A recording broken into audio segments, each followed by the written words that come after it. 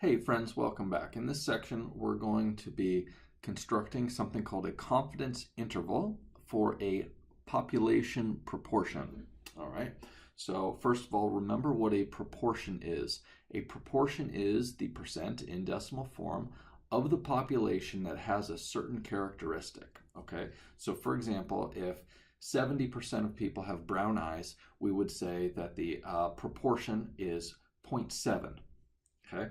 People either have brown eyes or they don't, and if 70% have that characteristic, then the population proportion is 0.7. All right. Now, in general, we are typically interested in some population, and we might want to know the proportion of the population that has the characteristic, but we're not going to bother measuring the entire population. Sometimes it's just impossible. Because it's too big, or there might be some other complications.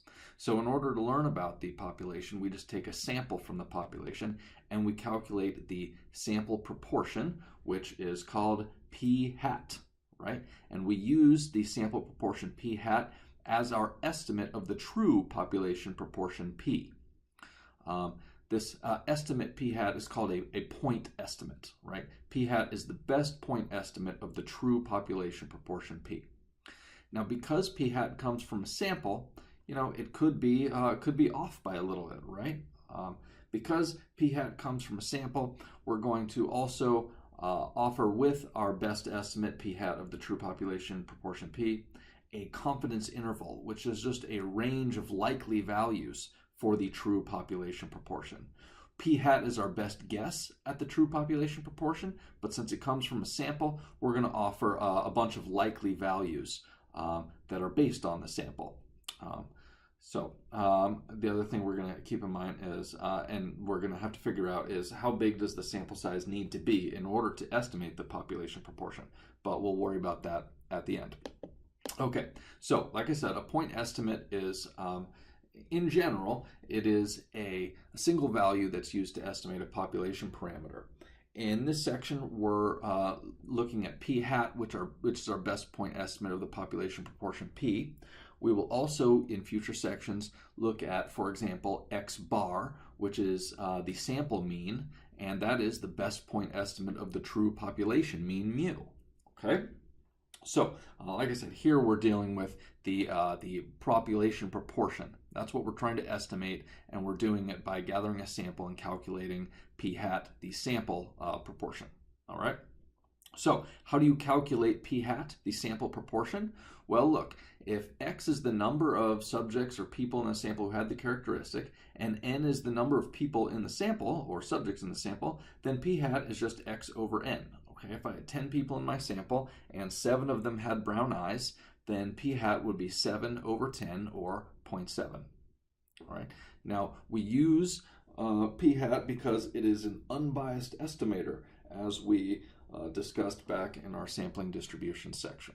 All right, so here's an example. All right, 1,487 adults were surveyed. 43% of them said that they have a Facebook page. Okay, and so because a proportion is in decimal form, we would say that the proportion of people in the sample that had a Facebook page was 0.43. And because the sample proportion is the best estimate of the population proportion, we conclude that p hat of 0.43 is our best guess, or our best point estimate of the true population proportion p. Okay. Now, we know that this point estimate, p hat, our best guess of the true population proportion being 0.43, comes from a sample, okay? And we know that sample values can take on a lot of different numbers based on who happens to make it in the sample. Did you have a bunch of weird people in the sample? Well, then your sample proportion is going to be different from the true population proportion. Now, because the sample proportion p hat comes from a sample, and it could have a lot of different values, we also offer, along with our best point estimate here, 0.43, the confidence interval. All right, the confidence interval is basically a range of values that are likely to contain the true population proportion that we're trying to estimate here. Okay, so the sample proportion p hat is our best guess of the true population proportion p, but because it comes from a sample, it could be wrong, and for that reason we offer a range of likely values, and that range of likely values is called the confidence interval. Now, a really important part of the confidence interval is the level of confidence, right? So we're going to have like this range of values that we think the true population proportion falls in, but we need to assign to it a certain degree of confidence. Now, you might like to be 100% confident that the range that we're identifying does contain the true population proportion, but the only way to be 100% confident, because we're doing this based on a sample, is to say that the confidence interval is from 0 to 1. All right, and that just means sort of in percentage terms because it's a little bit more accessible. Confidence interval from 0 to 1 is the same as saying that the true percent of the population that has a characteristic is from 0 to 100%. Now, that is not very helpful. It's not very informative to say that the true percent of people in the overall population with brown eyes is from 0 to 100%. Somewhere from 0 to 100%, that's the percent of people that have brown eyes. That is not useful at all. But because we're creating this confidence interval from a sample, the only way to be 100% confident is to offer that sort of nonsense interval. All right, so we're going to have to accept the probability that we might be wrong about our confidence interval. All right, so the confidence level is never going to be 100%. Usually we go for something like 95% or 99% or 90% confidence, something like that. Now, if you are only 95% confident that the interval you create does actually contain the true population proportion, then you're acknowledging there's a 5% chance that you're wrong. And that's okay. Sometimes you live with the possibility of being wrong. Now, that 5% chance of being wrong is called alpha. Alpha is a predetermined kind of acceptable error rate that we get to decide, right? Is it okay to be wrong 5% of the time? Or is it super important and we can only be wrong 1% of the time, which would be like a 99% confidence interval, all right? Or does it not matter that much and you could tolerate being wrong 10% of the time, in which case you would only need a 90% confidence interval? Well, these are things that you as the statistician get to decide. So to be clear, these are the most common confidence levels, and we'll use these. We might look at a couple others too, just to test our knowledge. But you know, if you have a 90% confidence interval, you are choosing an acceptable error rate of 10%. 95%, well, okay, you're accepting being wrong 5% of the time, and so on, right? A 99% confidence interval has an alpha of 0.01. All right. Now, for the particular example we're talking about here, the proportion of people that have a Facebook page, we know that the sample proportion, which is our best estimate of the true population proportion, was 0.43. But because 0.43 comes from a sample, we will create this confidence interval. And it turns out the confidence interval is 0.405 up to 0.455. We'll show how this is calculated in a little bit. Now, what this says here, because this is a 95% confidence interval, what we're saying is that we are 95% sure, confident, that this interval does actually contain the true population proportion P. We're 95% sure that the true population proportion of people that, of adults that have a Facebook page is between 0.405 and 0.455. In other words, we're 95% sure that the true percentage of people that have of adults that have a Facebook page is between 40.5% and 45.5%. All right. Now, when we create this confidence interval, right, what we're saying is that these are the likely values. The likely, the 95% most likely values for the true population proportion is in this range from 0.405 to 0.455. All right. So when we're calculating this confidence interval, a really important thing we have to do is separate the kind of most likely values for the true population proportion, that's these in this range here, from the values that are least likely. Okay, we've decided here that the least likely values for this true population proportion are less than 0.405 and greater than 0.455, right? So we need to separate the, based on our sample, and when we create this confidence interval, we're trying to separate the most likely values for the true population proportion P based on our sample from the least likely values. So what we need to do, friends, is use something called a critical value. Now, we talked about critical values in the past. A critical value is just a number that separates the likely values from the unlikely values. For example, the critical value we're going to use in this setup for finding the confidence interval for a population proportion is Z alpha over 2. This is a critical value that has an area of alpha over 2 and the right tail of the standard normal distribution. This number, Z alpha over 2, is important for calculating the confidence interval, so we need to spend some time thinking about that.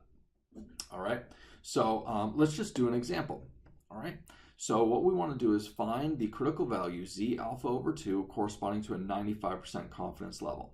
All right, this is a simple three-step approach right here. If I were you, I would write this down. Now, the reality is this section, as we present the material, it's a little bit complicated, but the calculator will end up doing most of the work for you. The calculator will calculate the confidence interval, but I'm going to ask you to calculate and to find Z alpha over 2. Now, when you're finding the whole confidence interval using the calculator, you don't need to worry about Z alpha over 2. But this class is not about using a calculator, it's about learning statistics. So I'm going to ask you to find the confidence interval, and you can do that using the calculator, but I'm also going to ask you to find the critical value Z alpha over 2 so that I know that you know what the calculator is doing. So here is a simple three-step approach for finding a critical value for this. In other words, for finding Z alpha over 2. You just draw the standard normal distribution, put an area equal to alpha divided by 2 in the right tail, and then find the z-score that separates that alpha over 2 in the right tail from the rest of the distribution. And that z-score will be our critical value, Z alpha over 2. All right, so let's do that for this example here. Now, we've been asked to find a 95% confidence interval, and so alpha is 0.05, right? We're saying we need to be 95% confident. We're confident, we're accepting being wrong 5% of the time. So alpha is 0.05, all right? Now what we're going to do here is follow the directions. We're going to draw the standard normal distribution. Oh, that's terrible, sorry.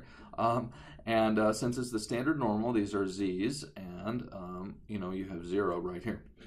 Anyway, we've drawn the standard normal distribution. We need to put an area of alpha over 2 in the right tail. Now, the fact that the confidence level is 95%, this tells us that alpha is 0.05. We need to put alpha over 2 in the tail. Okay, so alpha over 2 then is 0.025, right? That's 0.05 over 2. So we're going to put 0.025 as this area in the tail here.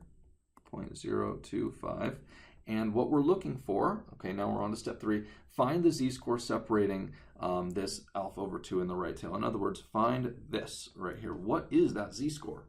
Now you may recall that you can use the inverse norm function in the calculator, or distribution in the calculator, to find this, right? So inverse norm, and the inverse norm command needs the area to the left of the value we're looking for. So if you have 0.025 in the right tail, what you have over here to the left of that is 0.975, because the whole area under the curve equals 1. All right, so the inverse norm, we want 0.975, and we have to put the mean and the standard deviation. Now, because this is a standard normal distribution, we know that the mean is 0 and the standard deviation is 1. Now, if you put this into the calculator, inverse norm, 0.975, 0 and 1, let's see what we get here.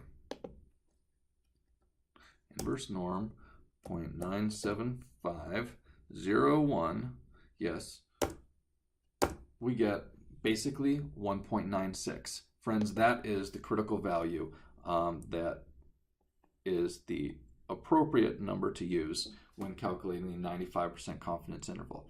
Now, you could repeat this procedure for any different confidence level that you're given. You just draw the standard normal, put alpha over 2 in the right tail, and use the inverse norm to find the z-score of interest.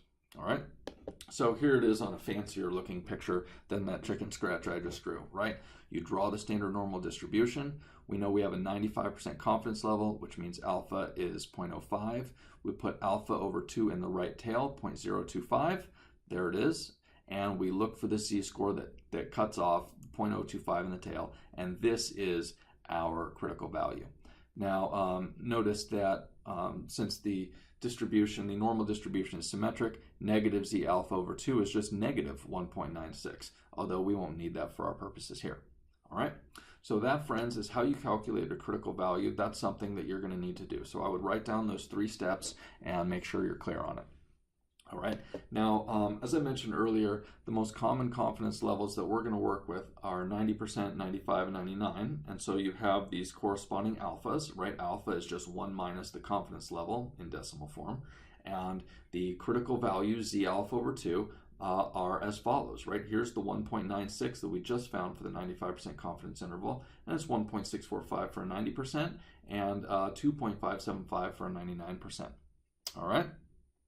All right, so that is how you find z alpha over 2, and that is really important for calculating by hand the confidence intervals.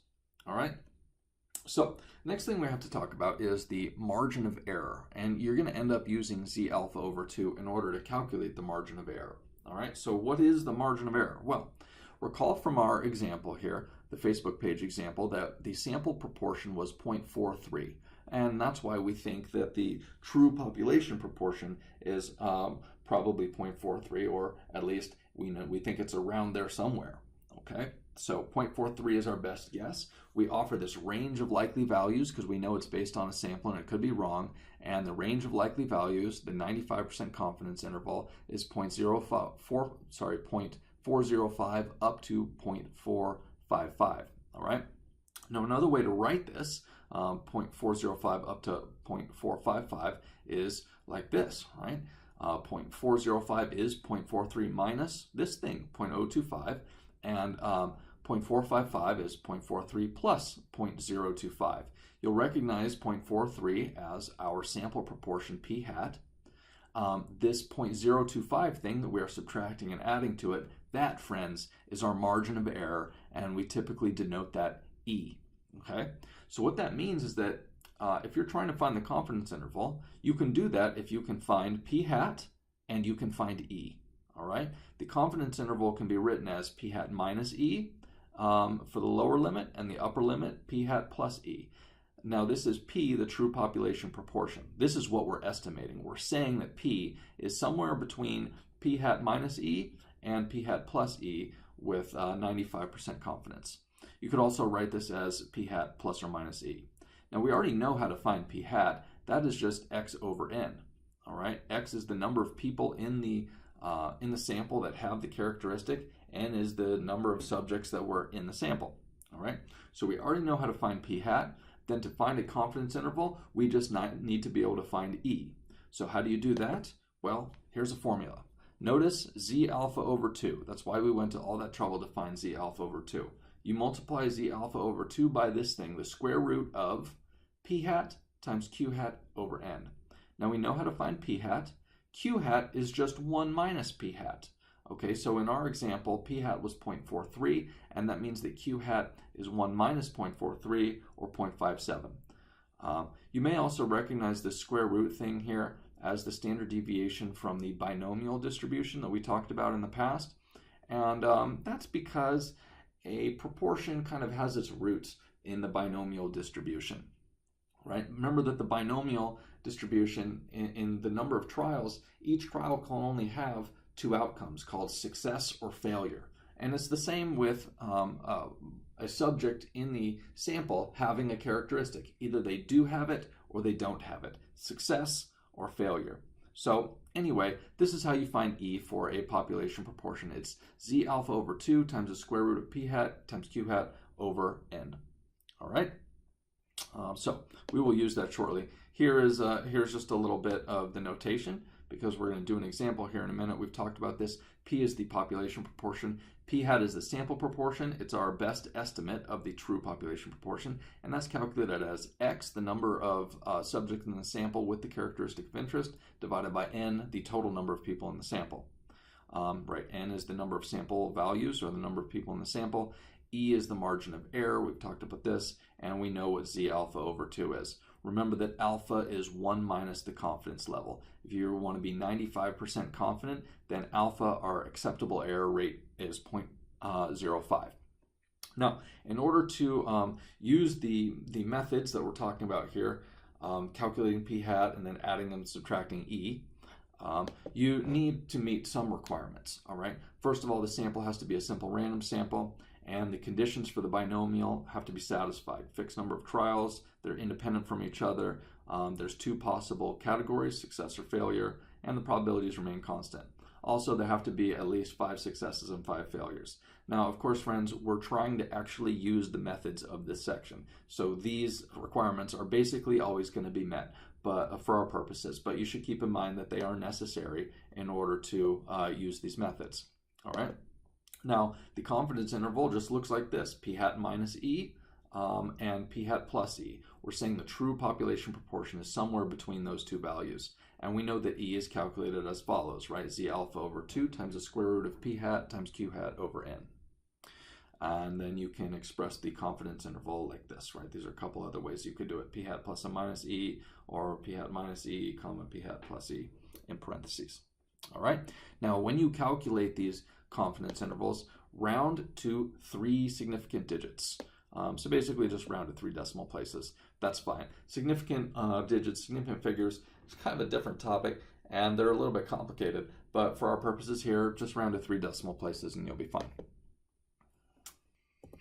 Okay, friends, so here is kind of a step-by-step approach. First of all, make sure that the requirements are met so that you can use these methods. As I mentioned, they pretty much always will be. And then you got to find Z alpha over 2 for the proper confidence level. You can use table A2 if you want to go the hard way, or you can use the inverse norm and that 3-step method that I showed you in a previous slide. Now, once you find Z alpha over 2 and you have p hat from the sample and you know the sample size, you can tease out q hat because that's just 1 minus p hat, and you can basically stuff all those things into this margin of error E here and figure out what E actually is, right? And then once you have figured out E, you can add and subtract that from p hat to get the upper and lower confidence limits respectively, right? And then round to 3 significant digits. Or the better approach for our purposes, you can use the calculator. You can use this one prop z int. This is a test in our calculator. It's in the stat menu. Go to stat and then over to the right to tests, and then scroll down to one prop z int. You're going to have to put into one prop z int the number of people in the sample that had the characteristic, in other words, x, and you're going to need to put in n, and you're going to need to put in the desired confidence level in decimal form.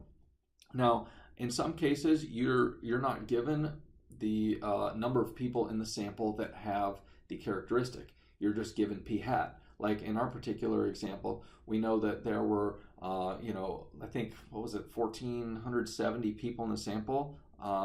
That's n. And we know that p hat is 0.43, but nowhere were we ever told how many people of those 1,470 or whatever the number was actually had the characteristic. We were never actually told how many people, how many adults have a Facebook page, right? So sometimes in that case, to use the calculator, you're going to have to figure out what x is because you've been given p hat and you've been given n. We know that p hat is x over n, and so you can just rearrange that formula to get this thing for x. In order to use the calculator, sometimes you're going to need to find x, and that is equal to just p hat times n. And you might have to just round to the nearest whole number here. A lot of times, the reason you might have to round is because when they give you p hat, a lot of times that's rounded.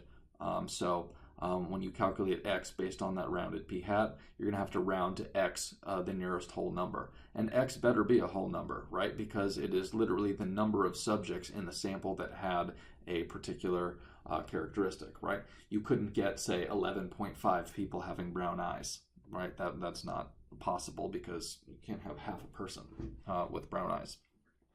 Actually, that's not true. My cousin has one brown eye. Actually, she has one green eye and one blue eye, but that's a story for another day. All right, so let's do an example. All right, so oh, here it is.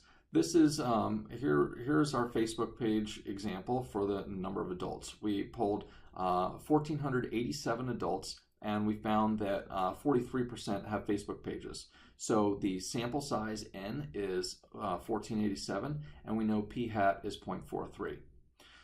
So what are we going to do here? We're going to find the margin of error E that corresponds to this 95% confidence level, and then we will find the confidence interval estimates, and then we will try to interpret the results.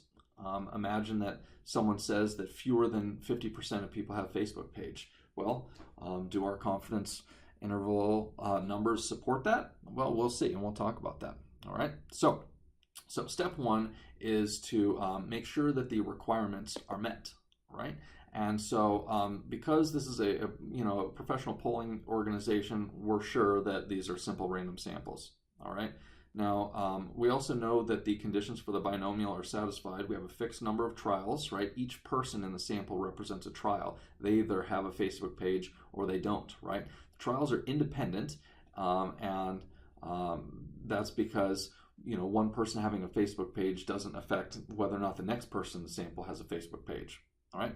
There are two categories of outcome. They either have the Facebook page or they don't, and the probability between remains constant at a given point in time. Now, over a long period of time, probably more people are going to have Facebook pages if it becomes more popular, or if it goes down in flames, then fewer people are going to have it. But at a fixed point in time, the probability of someone having a Facebook page is constant. Now, because 43% of people said they have a Facebook page, and we surveyed 1,487 people, what that equates to, if you multiply 0.43 times our N of 1,487, is that 639 people actually do have a Facebook page.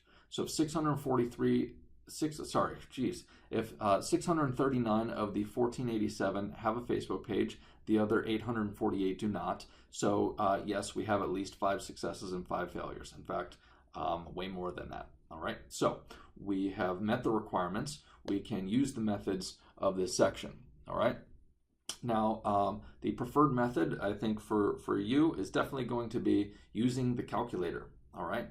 Now, as I mentioned, you can use this oneprop_zint command, and you're going to have to put in X, N, and the confidence level. Okay, so remember, X is the number of people that actually have the condition we're interested in. So in this case, X is the number of people that have a Facebook page, and we calculate 639, the number of people that have a Facebook page, using that formula I mentioned to you earlier. All right, recall that we said that X equals p hat times N, and if you know p hat, which we do, that's 0.43, and you multiply that by N of 1,487, you're going to get 639. All right, so that's how we found out that 639 people have this condition we're interested in, a Facebook page. So X is 639, N is 1,487, and we've been asked to calculate the 95% confidence interval. All right, so I'll show you how to do that on the calculator right now.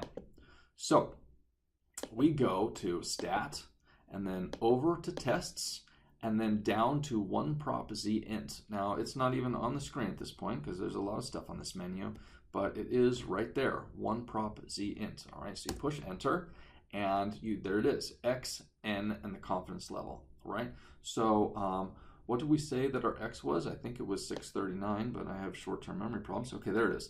Oh no.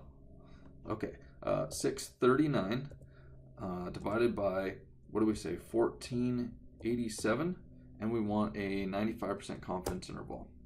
Well, hey, there it is, friends. It was that easy. Here is our confidence interval. This is the lower limit. Now we're going to round this to 3 significant figures, so 0.405 for the lower limit, and here's the upper limit, 0.455 rounded.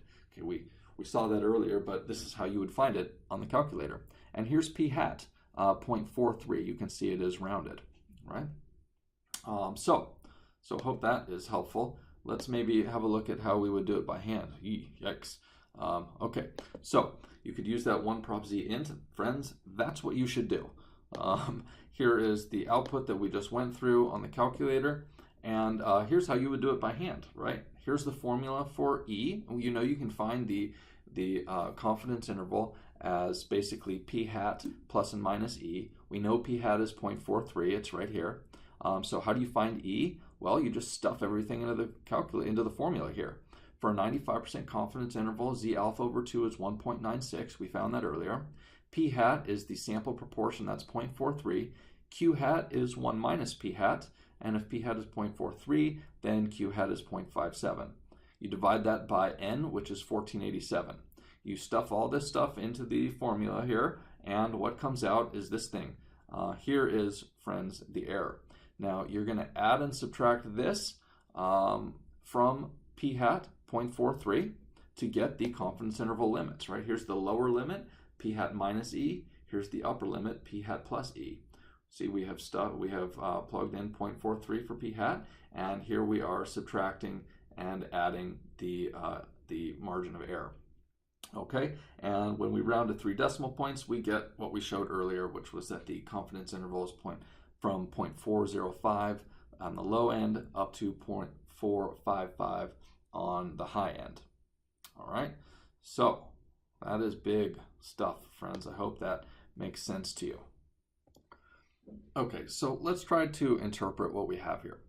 Now, if someone claimed that less than 50% of people have, less than 50% of adults have a Facebook page, our evidence supports that, right? We're 95% sure that the true proportion of adults that have a Facebook page is in this range. So if someone said it's less than 50, we could say, yeah, that seems reasonable based on our evidence, okay?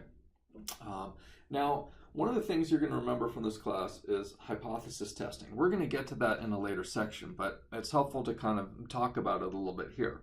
Hypothesis testing involves analyzing claims that are made, all right? And calculating a confidence interval is one way to analyze such claims. For example, if someone said half of all people have a Facebook page, we could argue against that, right? We could reject that claim based on our evidence. We could say, oh, you think half of people have a Facebook page, huh? Well, we have done some statistical processes, and we are 95% sure that the actual proportion of people that have a Facebook page, adults have a Facebook page, is between 0.405 and 0.455. So because 50% is not one of the likely values, right? This is the range of likely values. Because 0.5 is not in this range, we could reject that statement that someone made that half of adults have a Facebook page. Now, keep in mind that we're only 95% confident that the true proportion is in this range. So if we were to reject the hypothesis that someone has a, the true population proportion is 0.5, there's a chance that we're wrong. And that's just something that we're going to have to live with when we're doing the hypothesis testing. It's always possible to make a mistake. We're only 95% sure that the true population proportion is in this range. Those are some interpretations of this confidence interval, all right? Now, one of the things you'll hear about from time to time is poll results, especially during election years. You'll hear that such and such candidate has, they're projected to win because they have 52% support in the poll. And what that means in proportion terms is that the proportion of people that have support for that candidate is 0.52. All right. Now, if you're looking at a poll like that, you should consider the following. Basically, the sample better be a simple random sample, right? They're not taking the numbers sitting outside of the Republican National Convention, we hope, right? The confidence level should be provided, right? It'll say, well, we're 95% sure it's in this range, and they should also mention how many people were in the sample. All right, and typically speaking, the size of the population doesn't matter. It's the size of the sample that matters, and the sampling method that's used. All right, So that's good. Now, sometimes you'll just be given the confidence interval, but you might want to know what the point estimate is. Keep in mind that the point estimate is right in the middle of the confidence interval. Other times you might be given the confidence interval and asked, what is the margin of error? Or you might want to know what the margin of error is. Well, that's just the distance away from the center of the confidence interval that the limits are. All right. Here are some kind of straightforward formulas in order to find the point estimate and the margin of error if all you're given is the confidence interval, right? P hat, the point estimate, is right in the middle. So you just add the lower and the upper confidence limits and you divide them by 2. Now the margin of error is the distance away from the center, P hat, that those confidence limits are. So you just find the difference between the two confidence limits, so upper limit minus lower limit, and then you divide that by 2, and that is the margin of error, E. Okay, so here's an example. So nicotine patch therapy will help people quit smoking, supposedly, right? So, they ran a sample, or they ran a test to see if this were true. And they gave smokers these nicotine patches, and they gave 71 people the patches, and they said that the confidence interval, they estimated the point, they're saying the point estimate is 70%. We'll see that's rounding. But they do give us the 95% confidence interval. They say, well, we're 95% sure that the true population proportion who would be nicotine free after 8 weeks is between 0.58 and 0.81, or 58% and 81%. So let's use this information to try to find P hat and E. All right. Now, P hat is the point estimate. And the whole confidence interval is based on what the point estimate is. The point estimate is always going to be right in the middle of the confidence interval. And that's why you can use this formula here, which is that P hat equals the upper plus lower over 2. So 81 plus 58 over 2, and that is 69.5. All right, so that's just straight up applying this upper formula here. Now to find the margin of error, we do upper confidence limit minus lower confidence limit divided by 2. So what is that? Well, oops, let me see here, pins. Okay, that's good. So E is just the upper limit, 81, minus the lower limit, 58, over 2. And this is, let's see, that's a difference of 23 over 2 is 11.5 for E. All right, so that's how you can tease out the point estimate and the margin of error if all you're given is the confidence interval. Okay, so here is what I just did, only with fancy typing. Ooh, you're so fancy, you typed it. Okay, I typed it, or did I? Anyway, so here's that same stuff that we just went over. All right, so we've just learned a lot about confidence intervals and how to calculate them, how to think about them, and if we're given confidence intervals, how to find the point estimate and the margin of error. All of that is very good. Now, what if we had been brought into the process earlier and we were the ones planning the study, and we were, and if we're in that position, one of the things we're going to have to figure out is how many people do we need in our sample to use these methods? How many people do we need in our sample for our methods to accurately capture the proportion of people, or accurately estimate the true population proportion based on a sample, right? So the good news is that in order to find the minimum sample size necessary to estimate the population proportion, there are a couple formulas, all right? Just depending on whether there's a previous estimate known or no one has ever tried to estimate P before. Now, before we get there, let's recall some notation here, because well, the formula uses it. And so P is the population proportion. We're trying to estimate this. We basically never know what this is. We're trying to estimate P by looking at a sample and calculating P hat, the proportion from the sample. N is the number of people in the sample. E is the margin of error. Z alpha over 2 is z-score separating alpha over 2 in the right tail of the standard normal distribution. Now, with that in mind, here's how you find the minimum sample size N necessary, okay? So if there is a previous estimate of the true population proportion, you can use this formula. And so what do we have here? We have that n equals z alpha over 2. All right, this is going to depend on the confidence level that we're being asked about, or that we're interested in using for our confidence interval. And then you multiply z alpha over 2 squared by p hat q hat. Now p hat is the previous estimate from whatever prior study you're looking at. If there is a prior study, you can use this formula: z alpha over 2 squared times p hat times q hat divided by e squared. All right. Now this e is going to be in decimal form, right? And because we're dealing with proportions, and proportions are expressed in decimal form. Sometimes they'll tell you that you want to be like, you don't want to be off by more than 4%. You got to put that in decimal form. So that would be 0.04. Or if we need to be within 3%, you would use 0.03, right? Do not just put in 3 here and square that, or you're going to have problems. This e needs to be in decimal form. Okay, now, so this is the formula you use if there is a previous estimate. If what you're trying to study has never been estimated before, then you have to use this formula for n. It's z alpha over 2, and again, this is based on the confidence level you're choosing. Multiply that by 0.25 instead of p hat times q hat. We don't know, and there is no previous estimate, so just plug in 0.25, multiply that by z alpha over 2 squared, and divide that by e squared, which again is in decimal form. All right, now you're probably going to get n, the n you calculate is probably going to be, have a bunch of decimals. Now remember that n is the sample size. You can't have fractions of a person. So you're going to need to figure out how to round. And the rounding rule is that you always round up, okay?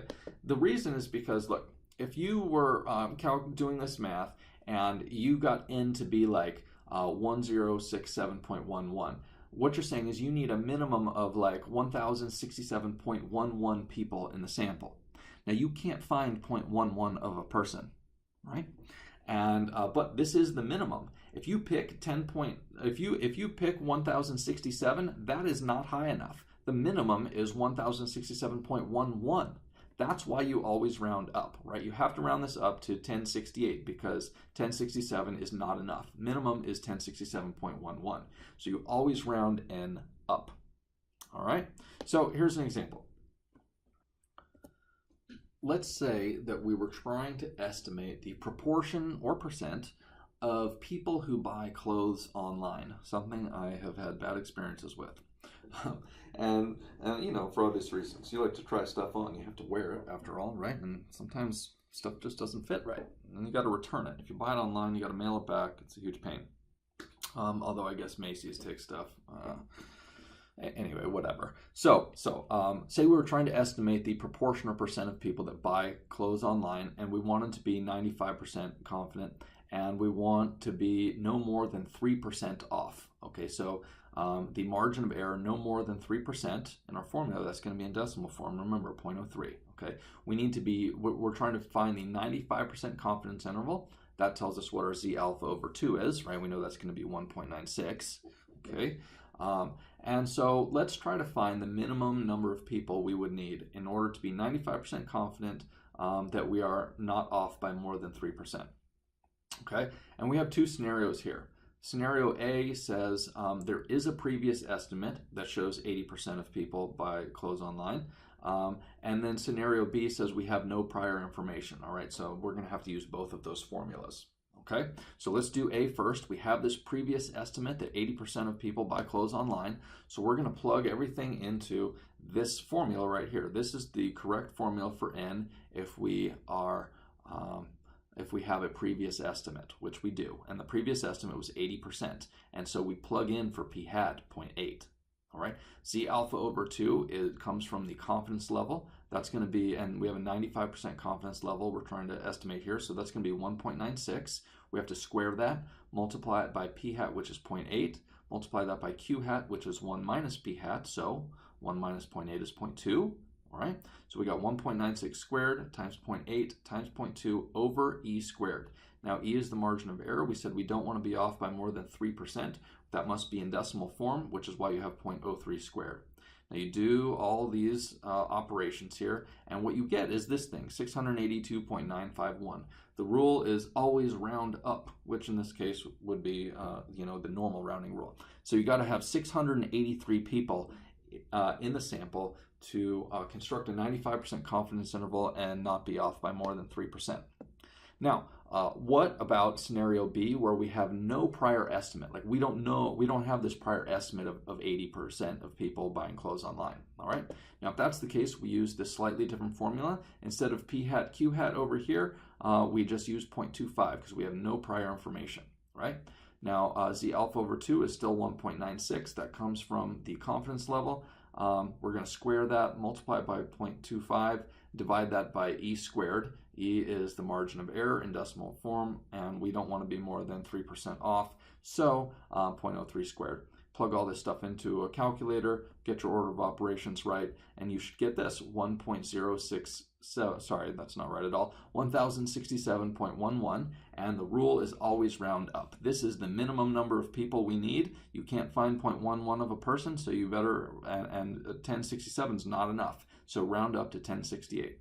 You got to have 1,068 people in the sample for this stuff to be reasonable for our processes to work here. All right, so I think the interpretation is relatively, already discussed at this point. So we got to have 1,068 people. If you have no prior knowledge, or if you do have prior knowledge, you only need 683 people. So you can see how helpful it is to have some prior study that you can look at, because you don't need to sample nearly as many people, and sometimes sampling is expensive. So that could be helpful. Anyway, there's a lot here for you. And so I just want to highlight, basically, you need to be able to do two things. You need to be able to calculate Z alpha over 2, and you should use the 3-step method that I showed you way back somewhere up in here. Well, I lost it. Anyway, you wrote it down because I told you to, right? So you need to be able to calculate Z alpha over 2, and you need to be able to calculate these confidence intervals.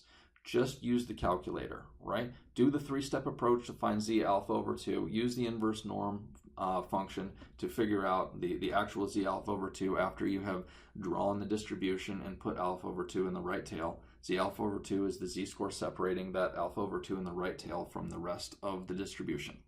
All right, and so that's how you find Z alpha over 2. The other thing is actually construct the confidence interval. Friends, just use the calculator. Use that one prop Z int and put in X, N, and the confidence level. Remember that sometimes you're going to have to solve for X yourself if it wasn't given to you. But if X isn't given to you, then you will have been given N and P hat, and X is just N times P hat. All right, so I hope this was helpful. There's a lot of meat on this bone. I invite you to rewind this video a few times and go over any parts that confused you. And if you still have issues, feel free to email me, friends. Thank you so much for watching and for your attention. I'll see you in the worksheet video.